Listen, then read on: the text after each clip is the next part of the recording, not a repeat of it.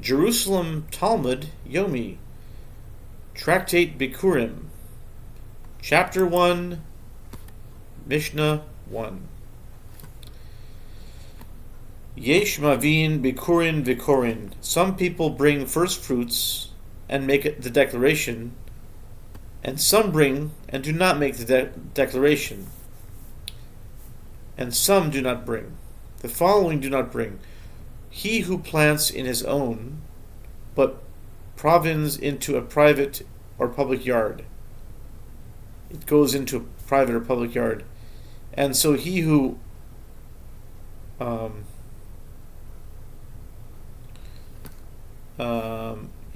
it goes into, I guess it extends into a public yard. He who extends from a private or a public plot into his own. If someone plants in his own and provins, I'm not sure what that word means, but I guess it means extends into his own, but a private or public road is in the middle, he cannot bring. Rabbi Judah says he brings. Halacha: some people bring first fruits and make the declaration, etc. He who plants in his own, but v'hivrich, betoch, hivrich, they translate it as provin. I'll have to look that word up. Provines, but provines into a private or public plot. I guess it extends.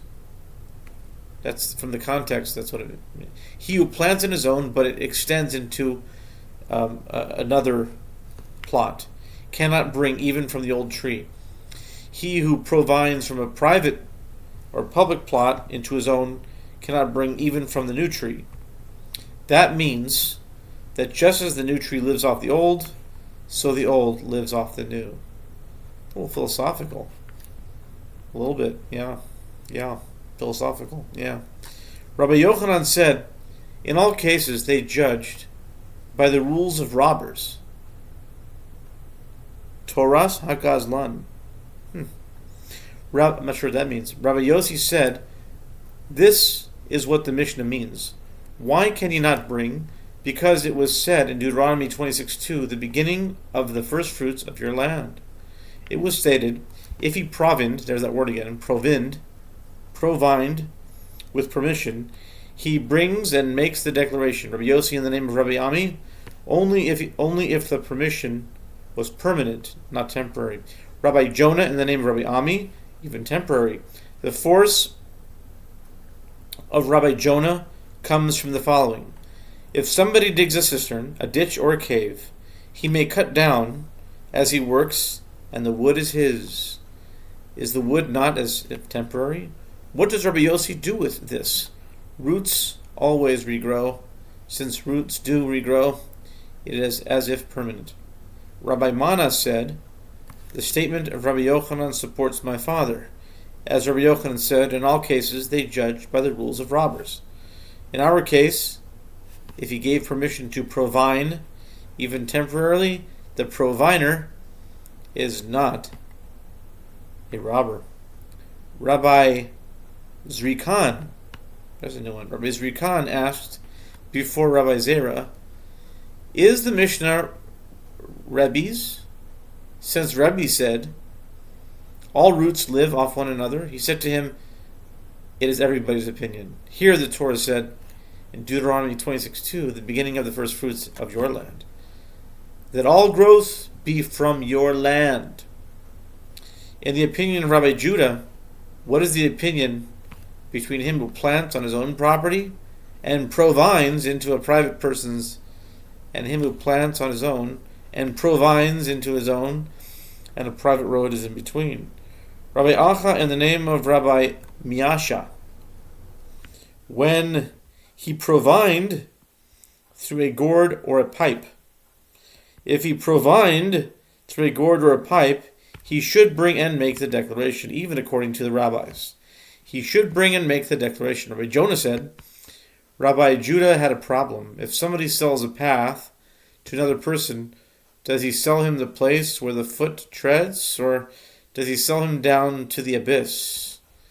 If you say he sold the place where the foot treads, he brings and makes the declaration. If you say he sold down to the abyss, he should not bring at all.